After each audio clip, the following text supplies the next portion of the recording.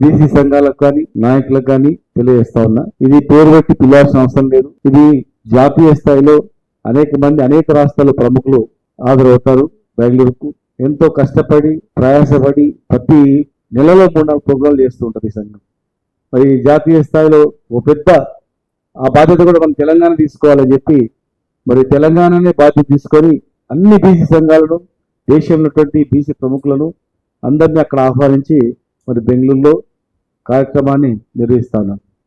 ప్రతి ఒక్కరు కూడా కొంత సాయం చేసి ప్రముఖులందరూ హాజరై మరి ఏం జరుగుతుందో ఒకసారి ఆలోచన చేసి దేశవ్యాప్తంగా 80 కోట్ల జనాభా ఉన్నటువంటి ఈ వర్గానికి ఒక మంత్రిత్వ శాఖ లేదు.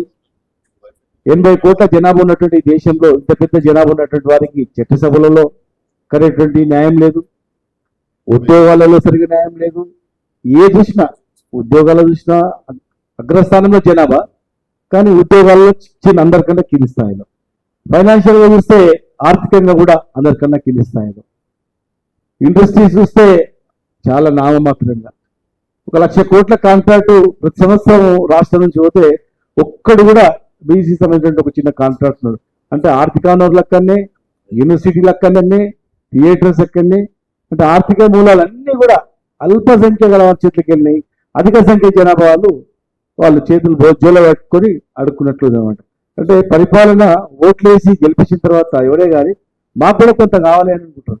కానీ లాస్ట్కు చట్టసభలలో పక్కకు వేయడం, కనీసం స్థానిక సంస్థలైనా రిజర్వేషన్ వస్తుంది అనుకుంటే అది కూడా 47% అని చెప్పి ఉన్నది పోయింది, లాస్ట్కు 17%కి వచ్చేసింది.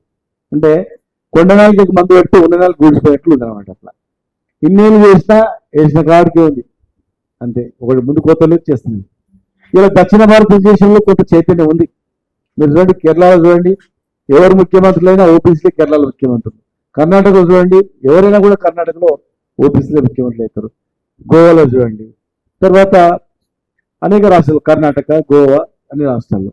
మరి ఆంధ్రప్రదేశ్ రాష్ట్రాల్లో ముఖ్యమంత్రులు కాకపోయినా కనీసం ఇక్కడ ఆర్థికంగా చదువుకోవడానికి వాళ్ళు ఇచ్చినటువంటి ప్రకారం రిజర్వేషన్లు, ఉద్యోగాల రిజర్వేషన్లు, కానీ స్థానిక సంస్థలైనా వస్తే గౌరవాన్ని దక్కుతుంది అనుకుంటే కనీసం కానీ స్థానిక సంస్థలలో కూడా రిజర్వేషన్ దక్కనిస్తుంది. అంటే ఇంత సంఖ్య ఉన్నా ఎందుకు చైతన్యవంతులను కానియట్లేదు, చదువుకోనియట్లేదు, ఆర్థికంగా ఎదగనియట్లేదు. ఎవరైనా ఆర్థికంగా ఎదుగుతున్నారంటే ఆర్థికంగా ఎదిగే వ్యక్తులను కానీ ఆ కులాన్ని కానీ ఆ జాతులను కానీ నిర్వీర్యం చేసేసి వాళ్ళ చేతిలో పెట్టుకోవాలని ఆలోచన చేస్తా ఉన్నారు. అంటే పాలకులు రాజు మంచిగా ప్రజలందరూ మంచిగా ఉంటారు.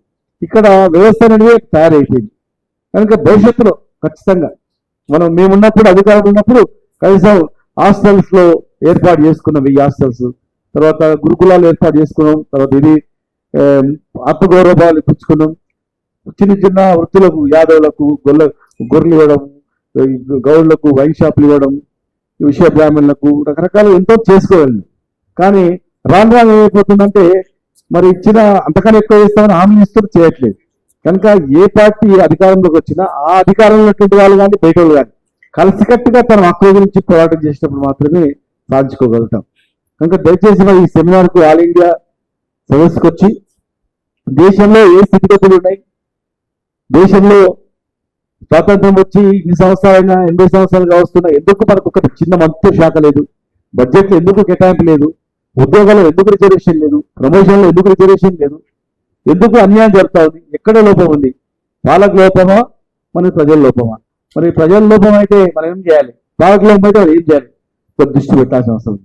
ఒక నాయకుడు ఎదుగుతూ ఏం చేస్తారంటే వాడు ఎదుగుడు ఏదో ముద్ర వేస్తున్నాం.